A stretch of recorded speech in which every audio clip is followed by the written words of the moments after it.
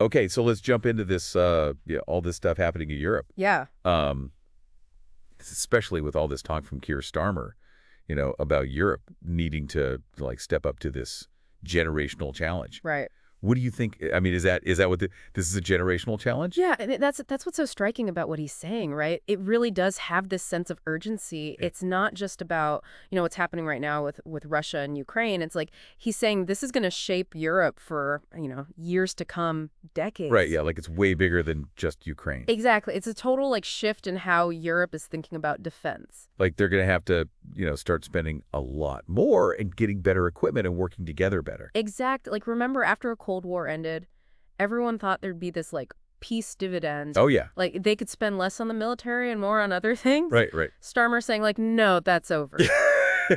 We're in a whole new ball game now. But can Europe actually do that? I mean, can they really like all get on the same page about this? Well, that's the million-dollar question, isn't it? Yeah. I mean, they haven't always been great at that in the past. Yeah. Different countries have different priorities, different levels of commitment. Right. And, let's be honest, sometimes they just don't get along that well. Yeah. So Starmer's asking for a pretty big change in mindset. And then there's that whole thing about him saying he'd be like ready and willing to send British troops to Ukraine Right. if there's like a peace deal, as part of that. Yeah, that was definitely a big statement. And, Yeah. and it shows that he's willing to go beyond just like giving money or, just talking about supporting Ukraine. Yeah. He's saying Britain might actually get involved on the ground. Right. But do you think he'd actually do it? I mean, actually send troops? Well, that's tough to say. It would depend on a lot of things, Yeah. like what the peace deal actually says, how much risk is involved, and probably most importantly, if the British people would even support it.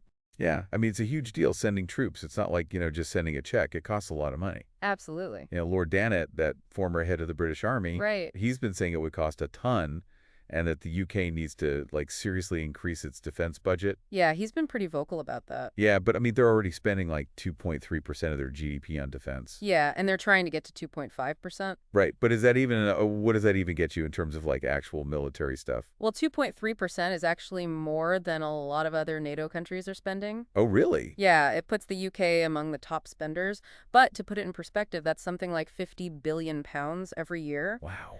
And going up to 2.5% would mean adding billions more on top of that. Jeez. But it's not just about like the total amount you spend, it's about what you spend it on. Yeah. It's about getting modern equipment, investing in cybersecurity, training your soldiers properly. Right. It's not just like buying more tanks. Exactly. And of course, all that money has to come from somewhere. Right. It's like every pound they spend on defense is a pound they can't spend on hospitals or schools or roads. Exactly. Every government has to make tough choices about where the money goes. Yeah. And increasing defense spending always means something else has to get cut. Right. There's no such thing as a free lunch. Okay, so now for the thing that's got everyone kind of freaking out, Yeah, these U.S.-Russia talks, right. where they're not including Europe or Ukraine. Yeah. It's like finding out your friends are having a party and you weren't invited. Right, So, there's this big meeting coming up in Paris right. with all these European leaders, and you could bet this is going to be the main topic of conversation. Yeah, definitely. It raises the question of whether there's a rift developing between the U.S. and Europe. Oh, yeah. I mean, they've been united so far in supporting Ukraine, Right.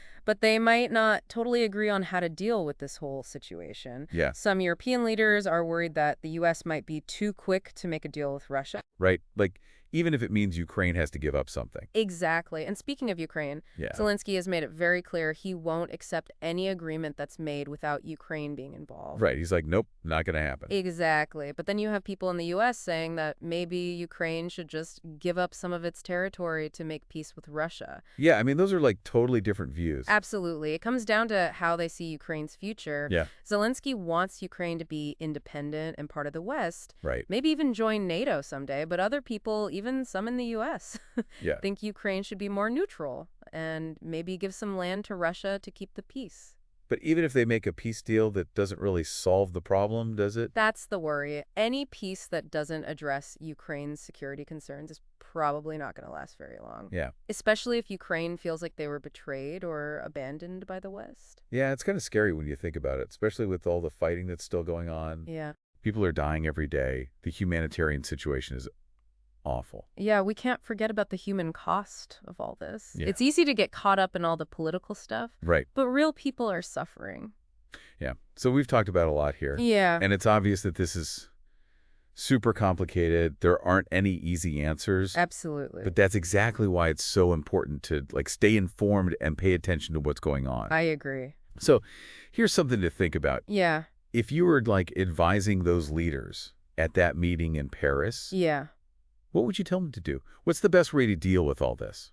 That's a tough one. There are so many different things to consider and so many ways that things could go wrong. Yeah, But I think the main goal has to be finding a solution that keeps Ukraine safe and independent, yeah, but also, one that takes Russia's concerns seriously. right. It's a tough balancing act for sure, Yeah, but the stakes are just too high to mess it up. absolutely. The whole world is watching day.